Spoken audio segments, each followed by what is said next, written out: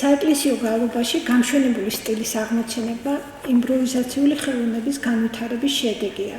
იგი სამუსიკო ქსოვილში ორნამენტის გაჩენას უკავშირდება. ისევე როგორც ხატებს ამკობდნენ პატიოსანი თვლებით და ტექნული მინანქრით, ხოლო საეკლესიო ხუროთმოძღვრ ნაგებობებს ჩუქურთმით, გამშვენება საგალობლის სამუსიკო ქსოვილში წარმოჩნდება თავისებური სამუსიკო სამკაულის სახით, რომელიც ღვთის სადიდებლად არის შექმნილი. ზოგჯერ იგი საეკლესიო საგალობლებში ჩაქსოვილი ღრმა აზრის გავრცობას, მის კიდევ უფრო სისრულით გამოხატვას ემსახურება. სავარაუდოა, საქართველოში გამშვენებული სამუსიკო სტილი ბიზანტიური კალიფონიურის პარალელურად წარმოიშვა. კალიფონიური ანუ მშვენიერი ჟღერადობის მქონე. კვლევართა აზრით ბიზანტიაში კალიფონიური სტილი მე-11-მე-12 საუკუნეებიდან გავრცელდა, ხოლო მე-13-მე-14 საუკუნეებში განსაკუთრებით მოიკიდა ფეხი. ფიქრობთ, ქართულ სამგალობო პრაქტიკაში იგი იმავე პერიოდისთვის დამკვიდრდებოდა. ამ მოსაზრებას საფუძველს შემდეგი ფაქტები უმყარებს. ცნობილია, რომ ქართველი ხელოვნმთავრები დაუყოვნებლივ ეხმიარებოდნენ და ქართულ ნიადაგზე ნერგავდნენ ყველა სიახლეს, რომელიც ბიზანტიელ ჰიმნებთან წრეებში იბადებოდა. არც კალიფონიური სტილის ჩამოყალიბება დარჩებოდა მათი მხედველობის მიღმა. მე-11-მე საუკუნეების ლიტურგიკულ და ჰიმნოგრაფიულ ხელნაწერებში დასტურდება არაერთი სამუსიკო ტერმინი, რომელთა შინაარსი დაკავშირებულია გალობის გამშვენებასთან.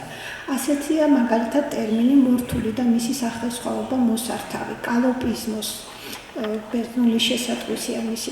იგი ნახმარია ძირითადად გარკვეული ჯგუფის სადღესასწაულო საგალობლების აღსანიშნავად, რომელსაც ბოლოში ურთავდნენ, უპირატესად დიდებისა და აწდას შემდეგ მუხლებში და გამშვენებით ასრულებდნენ. დროთა განმავლობაში გამშვენებულმა სამუსიკო სტილმა მთელი სამგალობლო რეპერტუარი მოიცვა. საბჭოური წესგანგების შემოწმებულ რედაქციის ქართულ თარგმანში, რომელიც არსენ ალთოულს მიეწერება, ტერმინი მორთული საგალობლის გამშვენებით შესრულების აღსანიშნავად არის გამოყენებული. ასეთის სადღესასწაულო ტროპარის შესრულებასთან დაკავშირებით ტიპიკონში ვკითხულობთ. ციტატა: "მგელმან მკვალად მორთული ქრისტე აღდგა და განვახამთ ბჭეთა." ციტატის დასასრული. მე-13 საუკუნის ჰიმნოგრაფიულ ხელნაწერში A85 დამოწმებულია სამუსიკო ტერმინი ჭრელი. ერთ-ერთი თვალსაზრისით ხსენებული ტერმინი გამშვენებული გალობის ყველაზე რთულ ნაირსახეობას უკავშირდება. ამას ჭრელად სახელდებული ნოტირებული საგალობლების ფაქტური სირთულეც მოწმობს და მე-19-მე-20 საუკუნეების მიზნებზე მოღვაწე გალობლების გამონათქვამებით. საგულისხმოა, რომ დეკანოზი დაჟდენ ხუნდაძე ჭრელს უსიტყვოდ ხმის ტრიალს უწოდებს, ხოლო წმინდა ექვთიმე აღსარებელი რვახმაჭრელ უფალო ღაღატყავების შემდეგ საგულისხმო შენიშვნას ურთავს. ციტატის დასაწყისი: "რომელნიც ვერ შემძლებელი იყვნენ ჯეროვნად აღსრულებასა მაღალ ბუნებოვნად რვახმაჭრელ უფალო ღაღატყავთა, იგი ნუ შეწუდების მას, რადგან ყოველი მაღალი საქმე დიდ ნიჭიერს და გამოცდილ კაცს მოითხოვს. ამისთვის იმათ მაგივრად იგალობონ უფალო ღაღატყავი დასდებლის მე-6 ხმაში, მცირე წყლოვანთათვის სათქმელი." ციტატის დასასრული. ამ შენიშვნიდან ირკვევა, რომ ჭრელად სახელდებული საგალობლების ჯეროვნად შესრულება მხოლოდ დახელოვნებულ და განსაკუთრებული ნიჭით დაჯილდოებულ მგალობლებს ხელიწიფებად. უდავოა, რომ წმინდა ექვთიმე ჭრელის ცნებას გამშვენებული გალობის რთულ ნაირსახეობას უკავშირებს. გამშვენებას ჩვენში ხმის ვარჯიშსაც უწოდებდნენ, განსაკუთრებით გურიაში იყო ეს ტერმინი გავრცელებული მე-19 საუკუნეში უფრო. სწორედ ამ ტერმინს იშველიებს წმინდა ფილიმონ ქორიძე გურიაში გამშვენებული გალობის აღმოცენებაზე საუბრისას.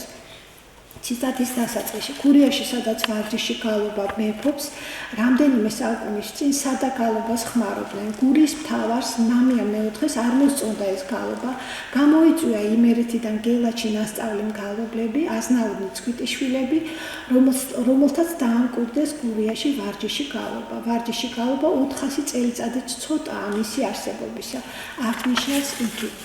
საგულისხმოა, რომ ღია საუკუნეებში ამავე მნიშვნელობით იხმარებოდა ტერმინი უსული, რომელიც ჯერ კიდევ არჩილ მეფის საქართველოს ნეობანში დასტურდება.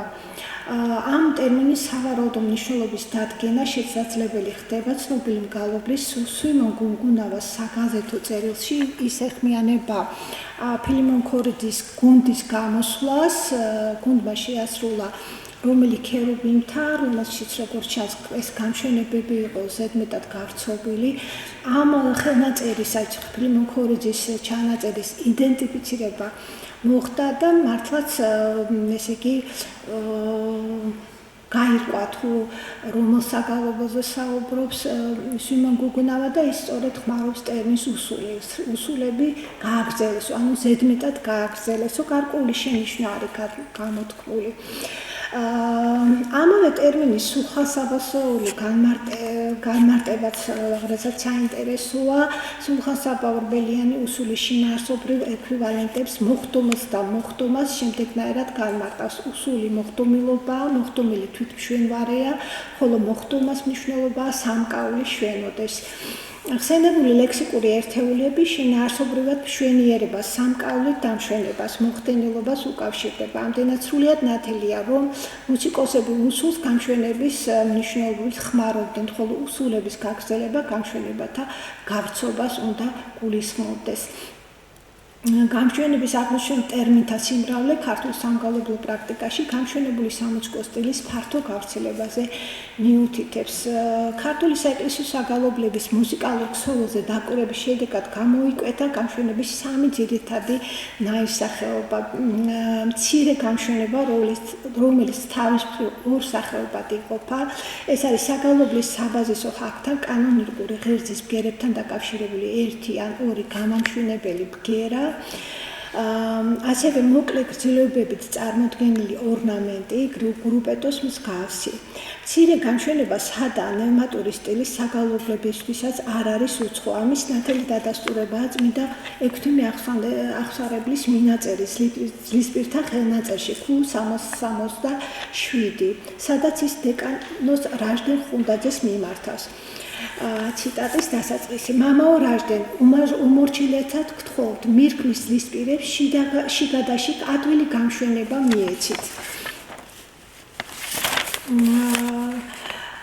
ასე ძალიან სადა კილოს მგონია მეორე და ბანი კარგად ვერ მიეწყობაო. ამ მინაწერიდან ნათლად ჩანს, რომ გამშვენებულის ხვედრითი წილის ზრდა მრავალხმიანობის ფორმების განვითარების მნიშვნელოვანი წინაპირობაა. მეორე სახის გამშვენება ფართო მელოდიური ნახაზის მქონეა. იგი საბაზისო ხანგის ბგერებს შორის გავრცობილ უსიტყვო სტრუქტურულ ჩანართებს წარმოქმნის. აქ ხმათა მიმოხრა ძირითადად საბაზისო ხანგის ღერძის ბგერათა ირგვლივ ხდება. გთხოვთ აი სლაიდი რომ აი ლევანი გაჩვენებს ახლა საკითხი. აი ეს სლაიდი უკვე არის.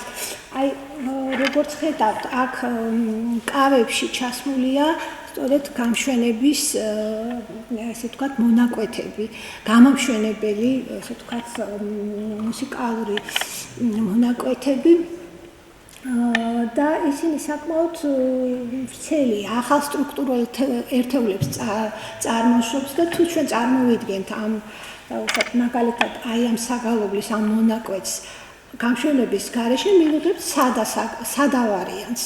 ასე იგი, ხოლო აი ეს ახალი სტრუქტურული ერთეულები განაპირობებენ უფრო გავრცობულ და გამშვენებულ ვერსიებს ამ საგალობლის.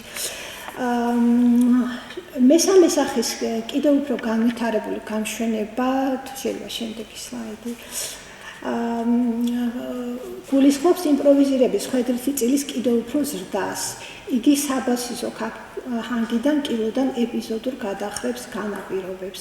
თუმცა კილოდან გადახრის ეპიზოდები მხოლოდ შიგადაშიგ იჩენს თავს და არცდება მუხლის ფარგლებს.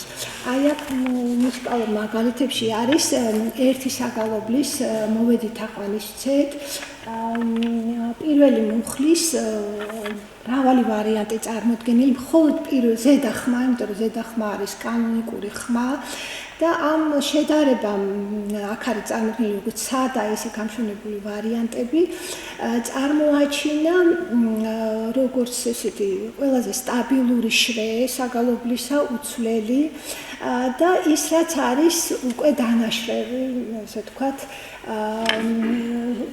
გამშვენების ელემენტით შევსებული ასე ვთქვათ და აი წლებით შემოხაზულია ის ბგერები რომელიც სწორედ საბაზისო ხანგს გამოხატავს ხოლო აქ ცუდად ჩანს მაგრამ წვეტილი ხაზებით აღნიშნულია ის მონაკვეთები რომელიც ასახავს აი ამ საბაზისო ხაგიდან გადახვევას ანუ იმპროვიზაციის შედეგად გალობელს შეეძლო ასე ვთქვათ ცოტა სხვაგვარად გალობა სხვაგვარი ვარიანტი შემოეთავაზებინა და ეს არის სწორედ ყველაზე განვითარებული ფორმა გამშვენებისა ამდენად გამშვენება მაგრამ ეს ხდება ეპიზოდურად ამდენად გამშვენება გარკვეულ წესსა და კანონს ექვემდებარება, რის შესახებაც წმინდა ექვთიმე აღსარებელი წერდა. საგალობელი ან მარტო კილოზე უნდა იგალობონ, კილოზე ანუ ძირითადი საბაზისო ხმით, ან შიგადაშიგ გამშვენებით, ხოლო მარტო გამშვენება და გავარჯიშება მთელი საგალობლის არ შეიძლება, ის იქნება უსაფუძვლო და უვარგისი, რადგან გადავარდება თავის წესიერის გზიდან და დაიკარგება კილო. და კილოს დაკარგვა იგივე გალობის დაკარგვა არის. ციტატის დასასრული ექვთიმე აღსარებელი აქ გამშვენებასა და გამშვენებისას ზომიერების დაცვის აუცილებლობაზე მიუთითებს ის განმარტავს იმასაც თუ რა კანონზომიერება უნდა დაიცვას გალობელმა საგალობლის გამშვენებისას ციტატის დასაწყისში თუ მას უნდა რომ იგალობოს კილოზე უფრო უმშვენიერესად მაშინ გალობელი თავის სმენისა და ნიჭისაებს შიგადაშიგ ზოგიერთ კილოს მუხლობიდან ხმით გადავა შესაფერისად გალობისა და თავის ნიჭისაებს შიგადაშიგ გაამშვენებს გაავარჯიშებს და შემდეგ ისევ შიგადაშიგ კილოსავე კვალს, ანუ საბაზისო ხანგის კვალს დაადგება. წმინდა ექვთიმე აღსარებლის სიტყვებიდან ისევე როგორც წარმოდგენილი მაგალითებიდან ნათლად ვლინდება ორიენტაცია საბაზისო ხანგზე, მთავარ კილოზე და გამშვენების გარკვეული რეგლამენტაცია. მრავალხმიან საეკლესიო საგალობლებში გამშვენების ელემენტის შეტანა ხელს უწყობს თავისუფალი კონტრაპუნქტის განვითარებას, ანუ რთული პოლიფონიური ქსოვილი წარმოიშვება სინქრონული რიტმის რღვევას, რაც საეკლესიო გალობის გამშვენებულ სამუსიკო სტილში, სამუსიკო საწყისის მნიშვნელობის ზრდაზე მიუთითებს. თუმცა იმავდროულად რიტმული სინქრონულობის რღვევა მრავალხმიან საგალობლებში, პოლიფონიურ საგალობლებში არ იწვევს პოეტური ტექსტის სინქრონულობის რღვევას და განვითარებული პოლიფონიური ხელოვნება არ აკნინებს სიტყვის განსაკუთრებულ მნიშვნელობას. სიტყვა მაინც ყოველთვის მკაფიოდ ისმის. დღევანდელ სამგალობლო და სასწავლო პრაქტიკაში პროფესიონალ გალობელთა შორის მეტლო აქტუალობას იძენს გალობის ზეპირი ტრადიციის აღდგენის პროცესი. ყოველ შემთხვევაში ამის სურვილი და მზაობა არაერთგზის დაუდასტურებიათ გალობლებსაც და გუნდის ხელმძღვანელებს შესაბამისად. აი ამ წინამდებარე კვლევის შედეგების გათვალისწინება ვფიქრობ მნიშვნელოვანია აი ამ სასიკეთო შემოქმედებითი პროცესების ფონზე. დიდი მადლობა.